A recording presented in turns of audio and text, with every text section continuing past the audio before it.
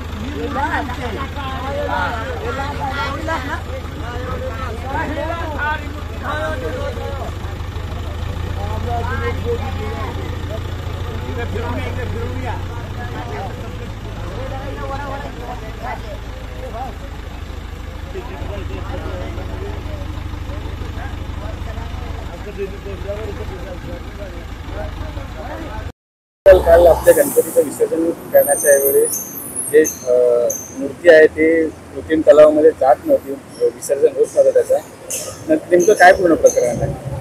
काल 5 दिवसाचे गणपती विसर्जन होणार होते। त्यानिमित्ताने माझे नवरत्न मित्रमंडळ आमचा गणपती हा 1.25 फुटाचा होता। काल आम्ही MHB कॉलनी टू गोराईपर्यंत आम्ही गेलो। गोराई खाडीला पोहोचल्यानंतर तिकडे वाघमारे साहेब होते जे महानगरपालिकेचे अधिकारी आहेत। त्यांनी आम्हाला सांगितलं की तुम्हाला या डोम मध्ये गणपती विसर्जन करावं लागेल। आम्ही ठीक आहे चालेल, पण त्या डोमची आम्ही साईज बघितली तर 3.5 फुटाच्या खाली पाणी होतं, म्हणजे 3 फुटापर्यंतच पाणी होतं आणि आमची मूर्ती 1.25 फूट होती। तर मी वाघमारे साहेबांना विनंती केली, साहेब आम्हाला गोराई खाडीला विसर्जन करू दे गणपती। ते बोलले की नाही होणार म्हणून। मी आज सकाळी आपले बोर्डीचे आमदार संजय उपाध्याय यांनी सांगितले की बाबा एक सर्क्युलर निघाले आणि गणपती तुम्ही 4 फुटाच्या खालच्या मूर्त्या पण तुम्ही घेऊन जाऊ शकता पाण्यामध्ये विसर्जन करायला, पण तरी नाही ऐकलं। आज आमदाराला पण ते कुठे जावळत आहेत महानगरपालिका, आज त्यांच्यामध्येच ताळमेळ नाहीये, आमदार आणि महानगरपालिकेमध्येच ताळमेळ नाहीये। आम्ही बोललो की ठीक आहे चला इथे तुम्ही विसर्जन करा। मूर्ती विसर्जन केली, 3 फुटाच्या खालती पाणी होतं, मूर्ती विसर्जन झाली नाही। त्यानंतर परत मला एक व्हिडिओ भेटला, त्या व्हिडिओमध्ये आमची मूर्ती परत बाहेर काढली गेली। त्याला कोणी बुलडोजर बोलवला, बुलडोजर ती मूर्ती ठेवली आणि त्यांनी ट्रकमध्ये ती मूर्ती घेऊन गेले। म्हणजे फक्त दाखवायला पुरतं आहे का? हिंदू सणावरती कुठेतरी लाद्याचं निर्बंध आणायचे आणि हिंदू सण कुठेतरी संपवायचा हाच प्रयत्न फक्त महानगरपालिकेचा आहे। कशाला तुम्ही हे सगळे नियम आणता? नियम आणण्याच्या मागे तुमचं उद्दिष्ट काय आहे? या सर्व गोष्टीचा आम्ही जाहीर निषेध करतो। महाराष्ट्र नवनिर्माण सेनेतर्फे आम्ही जाहीर निषेध करतो।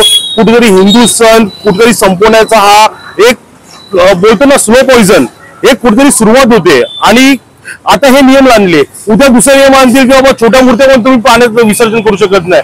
पण नक्की करायचं काय आम्ही? आज एवढ्या मोठ्या प्रमाणात आज जल्लोषात सगळ्या गोष्टी गणरायाचं विसर्जन होत आहे, पण ह्या 5 दिवस आम्ही त्यांना फुलासारखं सांभाळलं, पण लास्टच्या दिवशी विटंबना झाली।